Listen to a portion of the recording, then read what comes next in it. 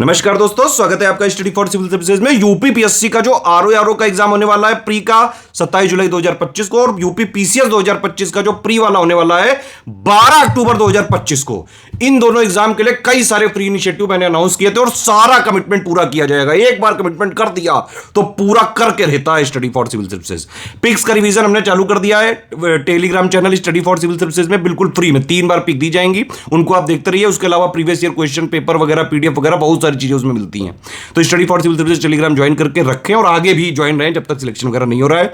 Free quiz की practice करने के लिए एससीएस डेली क्विज में डेली 25 क्वेश्चन दिए जा रहे हैं। पिछले 6.5 साल से कई सारे एसडीएम, डीएसपी, आरओ, बीओ, कई पीसीएस के लोग उससे टॉपर्स तक उससे निकल चुके हैं, रैंक 1-2 तक। ठीक है, इसके अलावा ओनली करंट अफेयर हमारा चैनल है, ओनली करंट अफेयर। उसमें डेली करंट अफेयर की हम पिक दे देते हैं कि इतना करंट अफेयर जरूरी है, और प्लस उसके क्वेश्चन भी करवा देते हैं। तो ये तीनों फ्री टेलीग्राम चैनल आप एक बार ज्वाइन कर लीजिए और उसमें बने रहिए। तीनों की लिंक दी हुई है वीडियो के डिस्क्रिप्शन में, उस लिंक से ज्वाइन कर लीजिए। इसके अलावा हमने जो बोला था आपसे कि भाई वीडियो क्लासेस भी हम आपको बिल्कुल फ्री इनिशिएटिव के तहत देंगे। तो अभी हम शुरू में 75 दिन का बाकायदा स्टडी प्लान भी देंगे, मोस्ट इंपॉर्टेंट टॉपिक्स कवर भी करेंगे, प्लस उसके रिलेटेड क्वेश्चंस भी पूछेंगे, नए पैटर्न और ट्रेंड वाले, बिल्कुल, है ना। तो शुरू में ये 75 डेज की क्लास चलेगी। आरओ के 200 नंबर में से 140 यानी कि कट ऑफ वाला निकालने वाला के हिसाब से सब कुछ हम आपके लिए कराएंगे। 75 डेज की बिल्कुल फ्री क्लास होगी, सारे वीडियो फ्री रहेंगे, लेकिन सारे वीडियो की पीडीएफ सिर्फ और सिर्फ स्टडी फॉर सिविल सर्विसेज के पेड ग्रुप के मेंबर्स को मिल सकती है। और ये 75 डेज के बाद हम फिर यूपी पीसीएस 2025 प्री के लिए डेडिकेट कर देंगे। मतलब अभी से लेकर लगातार 10-11 अक्टूबर तक सारे फ्री इनिशिएटिव आपको मिलते रहेंगे। पिक्स रिवीजन भी जो है एससीएस की डेली क्विज में जो है फ्री जीएस क्वेश्चन का रिवीजन भी, ओनली करंट अफेयर वाला भी, और यहां पे वीडियो क्लासेस भी बिल्कुल फ्री में। एक भैया अपील है आपसे कि प्लीज वीडियो को लाइक जरूर करते रहना यार, लाइक करा करो यार, थोड़ा मोटिवेशन बना रहता है। एक कमेंट वगैरह कर दिया करो। दूसरी बात यह है कि भाई वीडियो में 5-6 क्वेश्चन पूछे जाएंगे डेली आपसे, उनको आप ईमानदारी से अटेम्प्ट करके अपना ईमानदारी से स्कोर बताइएगा कि कितने आपके सही हो रहे हैं, क्योंकि क्वेश्चन नए पैटर्न वाले होंगे। देखिए 3 टेलीग्राम चैनल है हमारे, इनको ज्वाइन करके बने रहिए यहीं पे। ये वाला मेन चैनल है, यहाँ पिक्स का रिवीजन कराया जाता है, प्रीवियस ईयर क्वेश्चन की पीडीएफ वगैरह सब मिल जाता है इसमें। बहुत सारे फ्री इनिशिएटिव चलते रहते हैं भाई। ये एससीएस डेली क्विज है, डेली इसमें क्विज फ्री में करा रहे हैं लगातार। ठीक है, ज्वाइन करके बने रहो इसमें, बिल्कुल फ्री है, 1 रुपया नहीं देना है इसमें। ये करंट अफेयर वाला चैनल है, डेली करंट अफेयर पढ़ो भी और उसकी प्रैक्टिस भी बिल्कुल फ्री में करो। तो फ्री इनिशिएटिव फॉलो करने वाले स्टूडेंट इस तरह से जो है आप तैयारी करते रहे।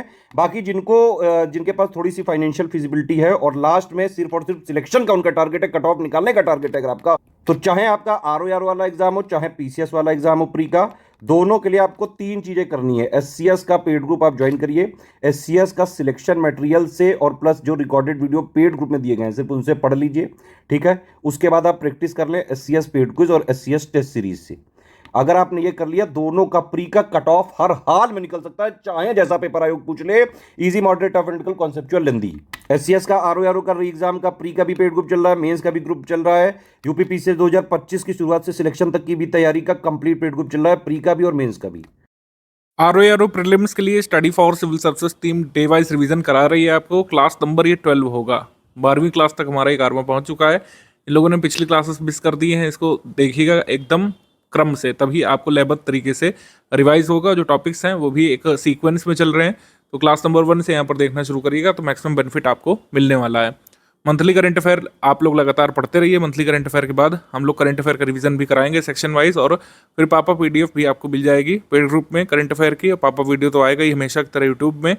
Current affair national international current affair के फॉर्म में, उत्तर प्रदेश करंट अफेयर के फॉर्म में और इकोनॉमी करंट अफेयर के फॉर्म में 35 मार्क्स तक के पूछे जा सकते हैं, और इसमें से कम 30 आपको लाना यहाँ पर जरूरी है। हिंदी में सबसे बड़ा टारगेट हमको रखना है, हिंदी से हमको 55 मार्क्स चाहिए। हिंदी के लिए भी रिवीजन इसलिए हमने शुरू करा दिया। आज हिंदी हम लोग पढ़ेंगे, विशेषण विशेष से पढ़ रहे थे, थोड़ा सा ब्रेक हो गया। आज विशेषण विशेष में आगे टॉपिक कंटिन्यू करेंगे। डेली रिवीजन 30 से 35 मिनट का ही रखते हैं, जिससे डेली बेसिस पर ज़्यादा टाइम आपका ना वेस्ट हो। जो लोग हमारे यूट्यूब रिसोर्सेज को फॉलो कर रहे हैं वो जीएस के लिए ये वाले रिसोर्सेज फॉलो कर सकते हैं। जो लोग पेड ग्रुप में हैं वो अपने पेड ग्रुप के रिसोर्सेज को, यानी कि अपने फुल नोट्स को यूज़ करिए। आपको जो भी हमने पीडीएफ दी है, जैसे गवर्नमेंट स्कीम की पीडीएफ दी है, सब्जेक्ट वाइज जो पीडीएफ दी है, उसको रिवीजन करते रहिए और पेड क्विज और टेस्ट सीरीज के सारे सवाल लगाते रहिए। डे नंबर 11 क्लास नंबर 11 के रिवीजन में एक माइनर करेक्शन हम लोग करेंगे, भूल सुधार, नोट करिएगा। सतपुड़ा एक फोल्ड माउंटेन है, ये शायद बता दिया गया था आपके क्लास नंबर 11 में, मिस टाइप की वजह से इसमें करेक्शन कीजिएगा। ये फोल्ड माउंटेन नहीं है, सतपुड़ा एक ब्लॉक माउंटेन है। सतपुड़ा एक ब्लॉक माउंटेन है, यानी भ्रंशोत्थ पर्वत है। ये एक भ्रंशोत्थ पर्वत है ब्लॉक माउंटेन है, फोल्ड माउंटेन नहीं है सतपुड़ा। विशेषण विशेष में रिवीजन को आगे बढ़ाना है हमको। विधेय विशेषण और उद्देश्य या विशेष विशेषण जो होता है इसको हम लोग कवर कर लेते हैं। जब किसी वाक्य में विशेषण का प्रयोग होता है तो ये कुछ तरीके से बट जाता है, और ये वाक्य में ही जब आएगा तभी ये टाइप या भी हम लोग डिस्कस करेंगे, अदरवाइज ये टाइप नहीं डिस्कस करेंगे। अगर वाक्य में विशेषण नहीं आता है तो जो टाइप हम लोग पहले की क्लासेस में पढ़ चुके हैं वही क्लासिफिकेशन मेंटेन रहेगा। लेकिन जब किसी वाक्य में विशेषण का प्रयोग होगा तब ये दो तरीके से आता है। पहला टाइप क्या है? पहला टाइप है आपका विधेय विशेषण। पहला टाइप है आपका विधेय विशेषण, और सेकंड टाइप है यहाँ पर उद्देश्य विशेषण, जिसे विशेष विशेषण भी कहा जाता है। तो आपके एग्जाम में या तो उद्देश्य विशेषण दिया रहेगा या तो विशेष विशेषण दिया रहेगा। कंफ्यूज करने के लिए हो सकता है कि दोनों ही दे दें आपके ऑप्शन में, तो आपको पता रखना है कि उद्देश्य विशेषण कहें या विशेष विशेषण कहें, ये एक ही बात है, ये ध्यान रखना है। अब ये कैसे आते हैं उद्देश्य विशेषण के फॉर्म में और विधेय विशेषण के फॉर्म में वाक्य में, ये विशेषण इनको देखते हैं हम लोग उदाहरण के माध्यम से, क्योंकि यहाँ पर वाक्य लिखना पड़ेगा तभी आपको समझ में आएगा कि उद्देश्य विशेषण कैसे बनेगा कोई शब्द, और जो है विधेय विशेषण कैसे बनेगा। यहाँ पर हम वाक्य लिख दें, अगर जैसे यहाँ पर लिखा है काला घोड़ा दौड़ रहा है, तो यहाँ पर विशेष विशेषण या फिर उद्देश्य विशेषण कौन सा है? यहाँ पर काला आपका जो है ये विशेष विशेषण है या उद्देश्य विशेषण है। घोड़े की विशेषता बता रहा है। सेकंड वाक्य में मनीष चंचल लड़का है, तो यहाँ पर चंचल शब्द क्या है? ये आपका विशेष विशेषण या उद्देश्य विशेषण है। मिष्टी एक जिद्दी लड़की है, तो यहाँ पर जो जिद्दी विशेषण है ये लड़की शब्द की विशेषता बता रहा है। तो हम लोग ये कह सकते हैं उदाहरण देखने के बाद कि जो विशेषण विशेष से पहले आता है तो उसे विशेष विशेषण या फिर आप उद्देश्य विशेषण कह सकते हैं। आइडेंटिफाई कैसे करेंगे यहाँ पर कि जो विशेषण जो है विशेष से पहले आएगा। तो यहाँ पर विशेष आपने आइडेंटिफाई किया, जैसे पहले वाक्य में विशेष क्या है? विशेष है यहाँ पर घोड़ा। सेकंड वाक्य में लड़का विशेष है, और थर्ड वाक्य में लड़की यहाँ पे विशेष है। ठीक है, तो इस तरीके से इनके पहले लगने वाले विशेषण क्या कहलाए? उद्देश्य विशेषण या फिर विशेष विशेषण कहलाए। ये सिंपल वाक्यों में समझिए, जब हम कठिन वाक्य करेंगे PYQ समझाते हुए तो और अच्छे से आपको समझ में आएगा। आगे बढ़ने से पहले आप सभी से विनम्र निवेदन है कि कृपया जो है कमेंट सेक्शन में एक बार प्रेजेंट जरूर लिख दीजिए। यहाँ पर आप कोई भी कमेंट कर सकते हैं, यहाँ पर प्रेजेंट सर मैडम लिख करके यहाँ पर कोई भी कमेंट यहाँ पे कर दीजिए। एटलीस्ट आप लोग प्रेजेंट शो करिए। अगर 1000 व्यूज़ भी आते हैं तो मुझे लगता है कि कम से कम 500 लोगों को तो लिखना ही चाहिए। अगर 500 नहीं होते हैं तो कोई भी 200 लोग जो है 2-2 कमेंट कर दीजिएगा। हमें यहाँ पे कमेंट चाहिए कम से कम 500 हर वीडियो में, तभी हम यहाँ पर समर्थ होंगे इस तरीके की सीरीज़ आपके लिए प्रस्तुत करने में, क्योंकि इसमें काफ़ी मेहनत लगती है। आपने देखा कोई भी टाइपिंग मटेरियल ज़्यादा हम यूज़ नहीं कर रहे हैं, ज़्यादातर चीज़ें लिख करके समझाई जा रही हैं और आपको इस तरीके से समझाने का कोशिश की जा रही है कि आपको समझ में आए और आप एग्जाम तक याद भी रखें। तो प्लीज़ अपनी प्रेजेंट्स जरूर मार्क करिएगा कमेंट सेक्शन में। खैर, विधेय विशेषण के बीच हम लोग आ चुके हैं।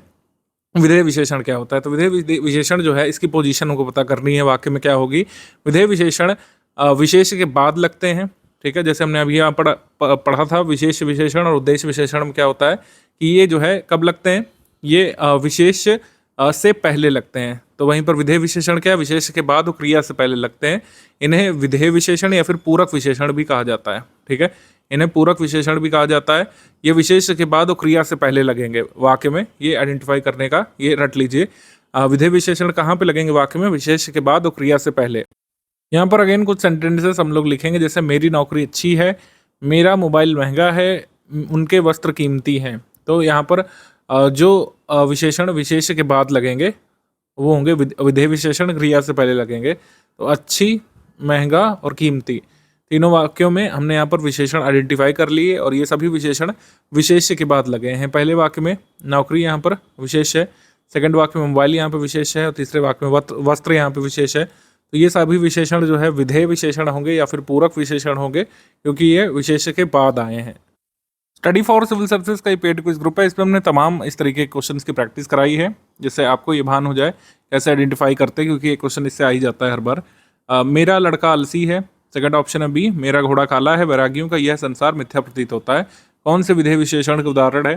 तो मुझे लगता है कि डेफिनेशन के हिसाब से सभी हैं, क्योंकि यहाँ पर आप देखेंगे ये लड़के के बाद यहाँ पर विशेषण आ रहा है आलसी, यहाँ पर काला विशेषण है, यहाँ पर जो कह सकते हैं प्रतीत यहाँ पर हो जाएगा आपका विशेषण। तो ये सभी क्रिया के पहले और संज्ञा के बाद या विशेष के बाद लग रहे हैं, तो ये सभी विधेय विशेषण के उदाहरण है। ऐसे ये इस पे पूछा है कि प्रताप सिंह का घोड़ा काला है, इसमें काला शब्द विशेषण की दृष्टि से कैसा विशेषण है? तो हमको यहाँ पर पता लग जाना चाहिए कि ये एक विधेय विशेषण है। इसमें हमसे पूछा विशेष से पहले लगने वाले विशेषण को क्या कहते हैं? ठीक है, हमने अभी पढ़ा है विशेष से पहले लगने वाले विशेषण को विशेष विशेषण या फिर उद्देश्य विशेषण बोलते हैं, तो हमारा आंसर इसमें बी हो जाएगा। ठीक है, ऐसे प्रश्न हमने कराए, ऐसे ही क्वेश्चन कई बार आपके एग्जाम में आते रहते हैं। इसमें अशुद्ध कथन आपसे पूछा जो केवल सर्वनाम की विशेषता बताए उसे विशेषण कहते हैं। विशेषण द्वारा जिस शब्द की विशेषता प्रकट हो उसे विशेष्य कहते हैं। जिस विशेषण के द्वारा संज्ञा अथवा सर्वनाम के गुण प्रकट हो उसे गुणवाचक विशेषण बोलते हैं। जो विशेषण विशेष और क्रिया के बीच आते हैं उसे विधेय विशेषण बोलते हैं। ठीक है, तो हमारा क्या यहाँ पे सही बन जाएगा? ए वाला सही हो जाएगा, क्योंकि संज्ञा और सर्वनाम दोनों की विशेषता बताता है, विशेषण सिर्फ सर्वनाम की नहीं।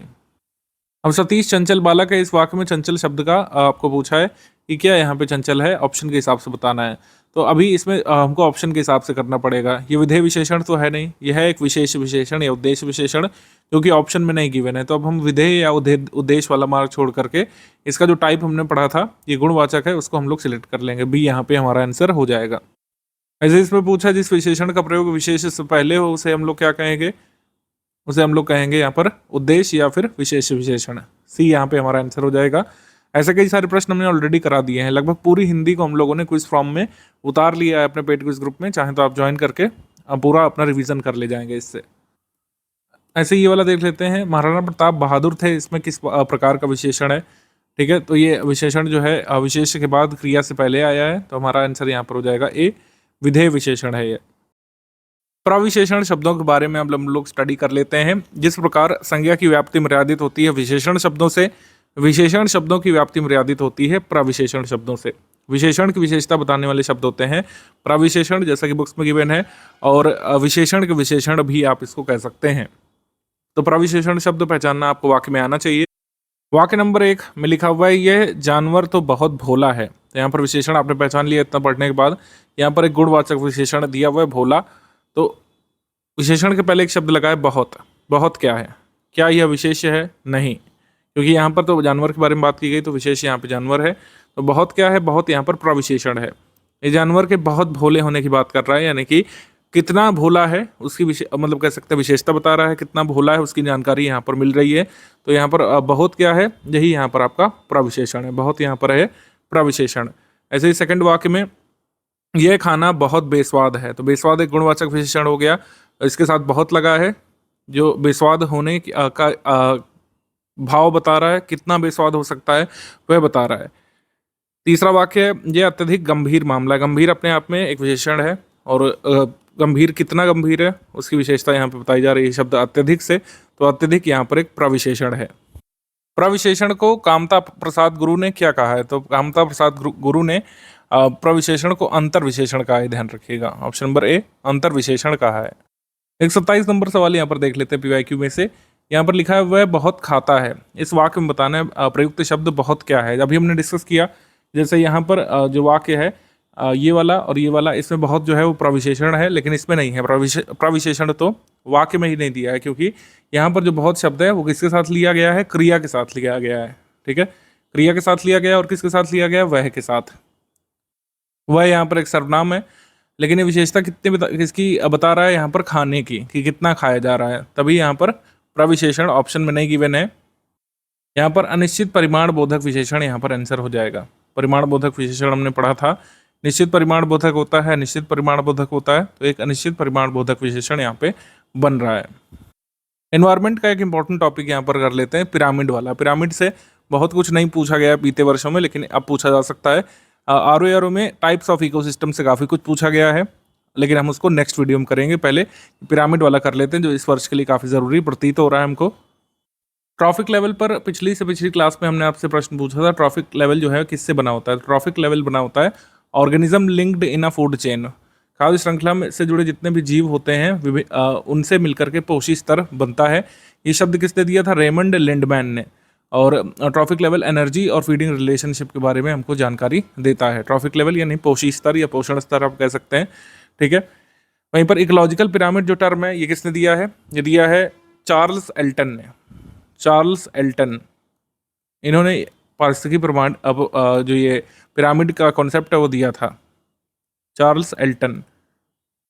तो इकोलॉजिकल पिरामिड यानी पारिस्थितिकी पिरामिड शो क्या करता है? पारिस्थितिकी पिरामिड हमको शो करता है एक ग्राफिकल रिप्रेजेंटेशन, ये शो करता है कि डिफरेंट ऑर्गेनिज्म जो डिफरेंट पोषी स्तर पर होते हैं एक इकोसिस्टम में, उनके बारे में हमको कुछ जानकारी मिलती है। क्या जानकारी मिलती है अभी देखेंगे, लेकिन इकोलॉजिकल पिरामिड का उद्देश्य ये होता है कि ग्राफ्स के फॉर्म में बनाते हैं, यानी कि ऐसा जो है ट्रायंगल टाइप का बना देंगे या फिर विभिन्न प्रकार के जो है बनते हैं ग्राफ, उल्टा ट्रायंगल टाइप बन जाएगा। ऐसे में हम क्या दर्शाते हैं, इस ट्रायंगल में क्या भरते हैं, हम लोग भरते हैं डिफरेंट ट्रॉफिक लेवल, और जो है विभिन्न जीव कैसे एक दूसरे से जुड़े हुए हैं उस ट्रॉफिक लेवल में, ये हमको पारिस्थितिकी पिरामिड बताता है। पारिस्थितिकी पिरामिड में हमको 3 तरीके के मुख्य रूप से पिरामिड पढ़ने होते हैं। पिरामिड ऑफ नंबर यानी संख्या का पिरामिड, एक पढ़ना होता है पिरामिड ऑफ बायोमास या जैव भार का पिरामिड, एक पिरामिड ऑफ एनर्जी यानी ऊर्जा का पिरामिड।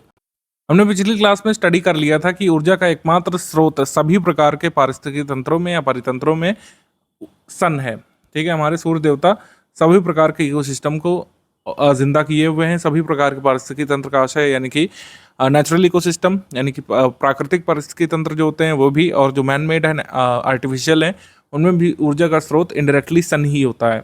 सन का जो रेडिएशन पृथ्वी पर पहुंचता है वही हमारी समस्त ऊर्जा का स्रोत है। सूर्य ना निकले, हमारी पृथ्वी को सूर्य की किरणें ना मिले, पूरा जीवन जो है खत्म हो जाएगा। ऐसी कई सारी पिक्चरें बनी होंगी हॉलीवुड में, वेब सीरीज वगैरह बनी होंगी। खैर, टॉपिक पर फोकस करते हैं। हमारे एग्जाम में पूछते हैं कि एनर्जी फ्लो जो इकोसिस्टम में होता है, किसी पारिस्थितिकी तंत्र में जो ऊर्जा का प्रवाह होता है वो कैसा होता है? तो ऊर्जा का प्रवाह होता है यहाँ पर यूनिडायरेक्शनल। यूनिडायरेक्शनल का मतलब होता है एक दिशीय। एग्जाम में पूछा जा चुका है कि इकोसिस्टम में ऊर्जा का प्रवाह कैसा होता है, एक दिशीय होता है। ये वन लाइनर टाइप सवाल कई बार आ चुके हैं, और दो तरीके के जो कह सकते हैं नियम हैं उस पर आधारित है। एनर्जी का फ्लो यूनिडायरेक्शनल है और 2 नियमों पर आधारित है। फर्स्ट लॉ ऑफ थर्मोडायनेमिक्स, ये फर्स्ट लॉ ऑफ थर्मोडायनेमिक्स ये कहता है कि जो ऊर्जा है ये ना क्रिएट की जा सकती है ना ही डिस्ट्रॉय की जा सकती है। ठीक है, ना तो सृजित की जा सकती है ऊर्जा, ना ही नष्ट की जा सकती, नाइदर क्रिएटेड नॉट डिस्ट्रॉयड। ना कोई ऊर्जा को क्रिएट कर सकता है ना ही उसको नष्ट कर सकता है। ठीक है, ये फर्स्ट लॉ ऑफ थर्मोडायनेमिक्स कहता है। सेकंड लॉ ऑफ थर्मोडायनेमिक्स ये कहता है कि ऊर्जा जब एक कह सकते हैं फॉर्म से दूसरे फॉर्म पर ट्रांसफर होती है, क्योंकि ऊर्जा ना तो सृजित हो सकती है ना ही नष्ट हो सकती है। जो भी ऊर्जा हमारे पृथ्वी पर मौजूद है वो कहीं ना कहीं से आई होगी, और वो अलग अलग तरीके का रूप बदल रही है, हर पल बदल रही है, हर नैनो सेकेंड रूप बदल रही है, और वही बदला हुआ स्वरूप हम लोग यूज़ कर रहे हैं कहीं ना कहीं। ठीक है, तो ऊर्जा ना सृजित हो सकती है ना ही नष्ट की जा सकती, सिर्फ ये ट्रांसफर होती है एक फॉर्म से दूसरे फॉर्म में। ट्रांसफर अलाउ हुए, ट्रांसफर ही हो रहा है। जो कुछ भी आपके पास है कहीं ना कहीं दूसरे के पास से आया। आपके अकाउंट में जो भी पैसा है कहीं ना कहीं से दूसरे फॉर्म में आया है। आपने जो ऊर्जा अपनी खपाई थी मेहनत करने में, उसके बदले आपको पैसा मिला है। ठीक है, आपकी मेहनत का पैसा है वो। तो मतलब ऊर्जा जो थी वो एक ही थी। ऊर्जा का स्रोत किसी को नहीं पता है। बिग बैंग थ्योरी वगैरह साइंटिस्ट लोग दे चुके हैं, लगातार रिसर्च चल रही है, लेकिन वो ऊर्जा आई कहाँ से किसी को नहीं पता है। उसी को अलग अलग धर्म ग्रंथों में ईश्वर की संज्ञा दी गई है। ठीक है, ऊर्जा का स्रोत ईश्वर है, ऐसा हमारे धर्म ग्रंथ कहते हैं। तो ऊर्जा सिर्फ ट्रांसफ़र हो रही फॉर्म में, अलग अलग फॉर्म में ट्रांसफ़र होती हुई एक दूसरे के पास पहुंच रही है, ना नष्ट हो रही है ना सृजित हो रही है। गीता का सार भी यही है कि ना आप नष्ट होते हैं ना ही सृजित होते हैं, आप बस अपना फॉर्म चेंज करते रहेंगे। ठीक है, सेकेंड लॉ ऑफ थर्मोडायनेमिक्स ये कहता है कि ऊर्जा का जो ट्रांसफ़र होता है ये मोर जो कह सकते हैं प्रैक्टिकल लॉ है कि जब भी ऊर्जा का ट्रांसफर होता है तो पूरा का पूरा ट्रांसफर नहीं होता है। काफ़ी सारी ऊर्जा, खासकर पारिस्थितिकी तंत्र में काफ़ी सारी ऊर्जा जब एक फॉर्म से दूसरे फॉर्म में ट्रांसफर होती है तो मेटाबॉलिक एक्टिविटीज़ के कारण जो हमारी शारीरिक गतिविधियाँ होती हैं हमारे शरीर में, यानी मानव के शरीर में, अन्य जानवरों के शरीर में, या फिर जो है कह सकते हैं प्लांट रिसोर्सेस हैं उनके शरीर में जो ऊर्जा होती है उनके पिंड में, वो अलग अलग फॉर्म जब चेंज करती है तो कई सारी ऊर्जा मेटाबॉलिक एक्टिविटीज़ के माध्यम से, हीट के ट्रांसफ़र के माध्यम से, रेस्पिरेशन के माध्यम से लॉस्ट हो जाती है। बहुत ही कम ऊर्जा एक पोषी स्तर से दूसरे पोषी स्तर पर पहुंचती है, जिसको अभी हम ऊर्जा के पिरामिड में स्टडी करने वाले हैं।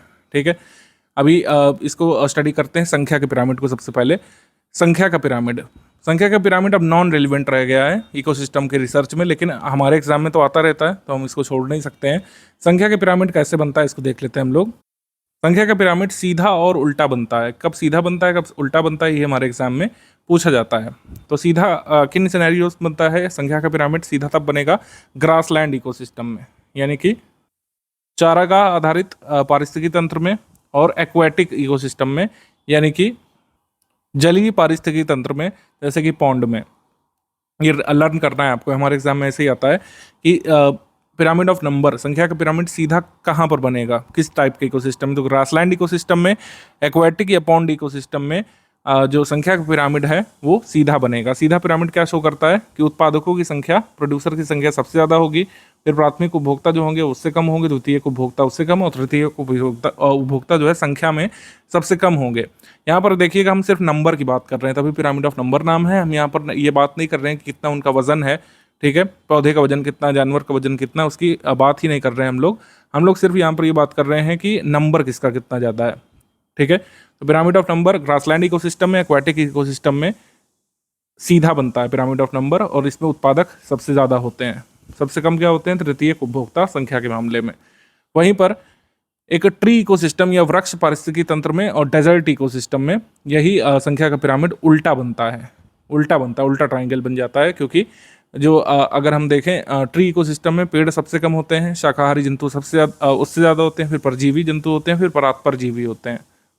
तो संख्या का पिरामिड जो है उल्टा किन सिनेरियो में बनेगा, एक ट्री इकोसिस्टम में यानी कि वृक्ष पारिस्थितिकी तंत्र में बनेगा, और डेजर्ट इकोसिस्टम में बनता है यानी कि मरुभूमि पारिस्थितिकी तंत्र में संख्या का पिरामिड जो है उल्टा बनता है हमेशा, ठीक है।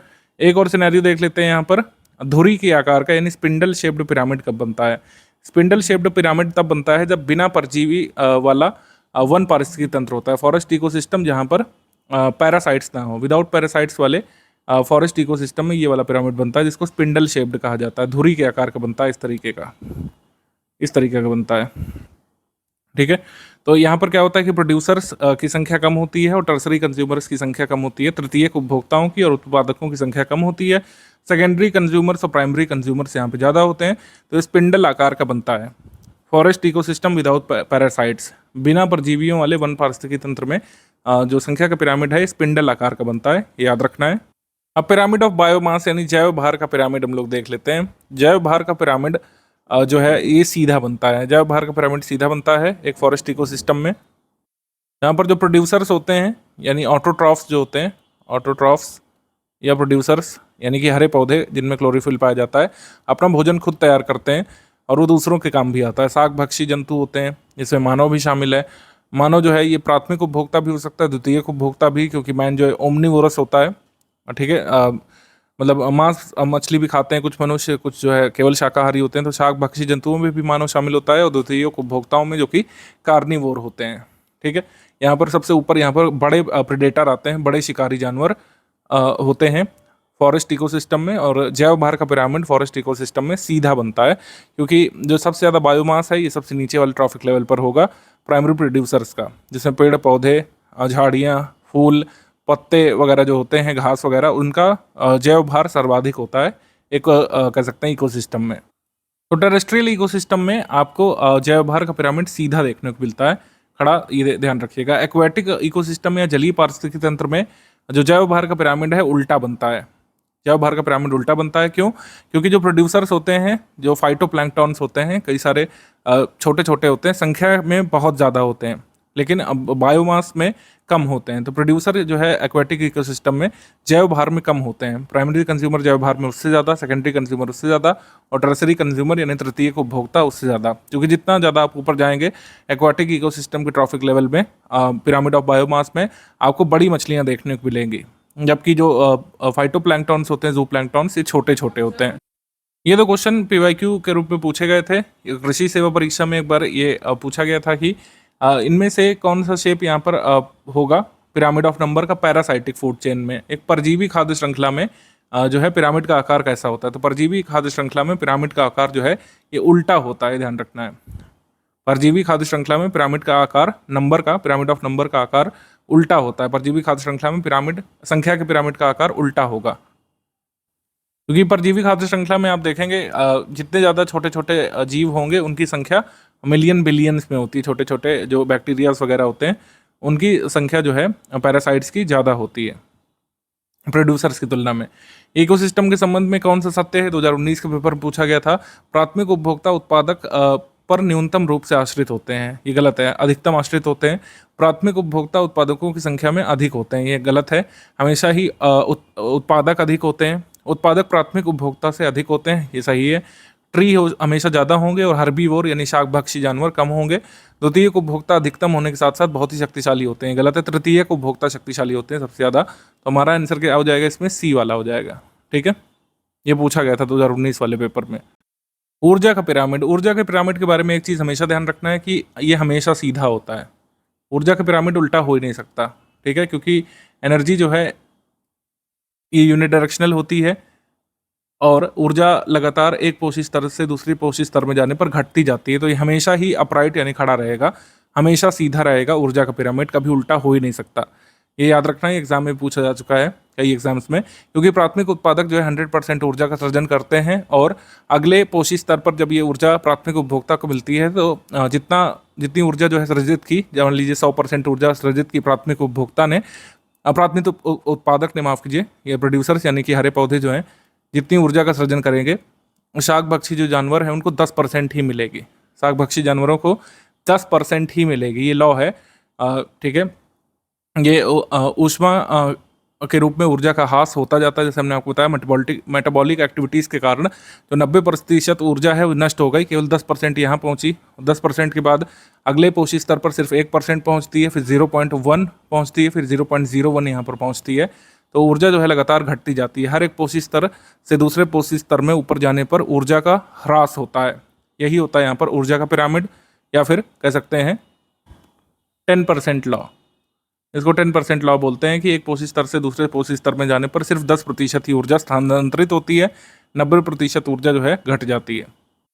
तो यहाँ पर जो सारे फैक्ट्स हमने डिस्कस किए ये आपके एग्जाम के लिए जरूरी हो सकते हैं। तीनों ही पिरामिड के बारे में इतनी मिनिमल इन्फॉर्मेशन आपको पता होनी चाहिए, हमने आपको बता दिया है। ये 10% लॉ ध्यान रखिएगा कि एक पोषी स्तर से दूसरे पोषी स्तर में जाने पर सिर्फ ऊर्जा का 10% भाग ही ट्रांसफर होता है, बाकी लॉस्ट हो जाता है यहाँ पर हीट के फॉर्म में या फिर मेटाबॉलिक एक्टिविटीज़, रेस्पिरेशन आदि के फॉर्म में। ऊर्जा का पिरामिड हमेशा जो है सीधा बनेगा, कभी उल्टा हो नहीं सकता है। जैसे अगर स्टेटमेंट आ गई कि ऊर्जा का पिरामिड इस दशा में उल्टा हो जाता है तो ये गलत है, हमेशा सीधा रहता है ऊर्जा का पिरामिड। और परजीवी खाद्य श्रृंखला में संख्या का पिरामिड उल्टा बनता है। ये सब चीज़ें ध्यान रखिएगा। इकोलॉजिकल पिरामिड हमने डिस्कस कर लिया। अब नेक्स्ट वीडियो में हम लोग जो टाइप्स ऑफ इकोसिस्टम है उससे काफ़ी क्वेश्चन आर में पूछे गए हैं PYQ में, उसको डिस्कस करेंगे हम लोग। ये कुछ क्वेश्चन आप लोग अटेम्प्ट करिए। इसमें जो RO लेवल के क्वेश्चन GS वाले कई लोग रिमांड कर रहे थे, ऐसे क्वेश्चन आते हैं आपके एग्जाम में। इसका आंसर आप लोग कमेंट सेक्शन में बताने की कोशिश करिए, और जो लोग नहीं बता पाएंगे तो नेक्स्ट वीडियो में इसको डिस्कस करेंगे ही। आपके कमेंट सेक्शन से जो डिटेल में आंसर देगा उसको कल के वीडियो में दिखाया जाएगा। इसमें सनराइज इंडस्ट्रीज़ के बारे में पूछा है। Sunrise industries are relatively new और are expanding quickly and are anticipated to grow in importance over time.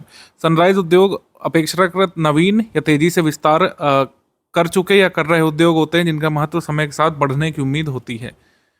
Second statement इसमें कहा जा रहा है कि स्वच्छ गतिशीलता प्रणाली जैसे कि इलेक्ट्रिक वाहन, ड्रोन, हरित ऊर्जा, अंतरिक्ष अर्थव्यवस्था, अर्धचालक यानी सेमीकंडक्टर, डिजिटल स्वास्थ्य और भू स्थानिक प्रणालियां भारत की कुछ सनराइज इंडस्ट्रीज हैं।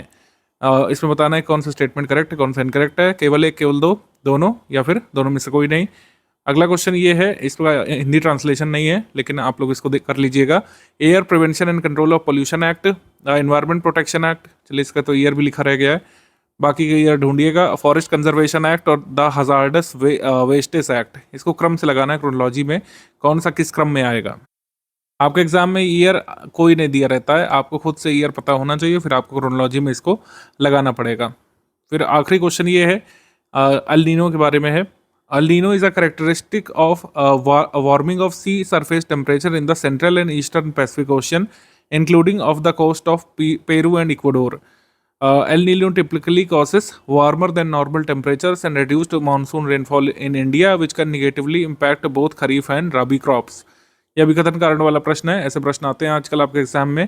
इसमें कह रहे हैं कि अल नीनो से मध्य और पूर्व प्रशांत महासागर में समुद्री सतह का तापमान बढ़ जाता है, जिसमें पेरू और इक्वाडोर के तटीय क्षेत्र भी शामिल हैं। अल नीनो के कारण भारत में सामान्य से तापमान अधिक और मानसूनी वर्षा कम हो जाती है। तापमान बढ़ता है, मानसूनी वर्षा कम होती है, जिससे खरीफ और रबी दोनों की फसलों पर नकारात्मक प्रभाव पड़ सकता है या फिर फसलों का नुकसान हो सकता है। बताना इसमें अभिकथन कारण दोनों सही हैं, क्या कारण जो है अभिकथन की व्याख्या कर रहा है, या फिर दोनों सही होने के बावजूद कारण जो है अभिकथन की व्याख्या नहीं कर रहा है, या फिर ए सत्य है आर असत्य है, या फिर ए असत्य है आर सत्य है। इसको आप अटेम्प्ट करिएगा। और इसके आंसर जो है कमेंट सेक्शन में लिख करके बताना है आपको।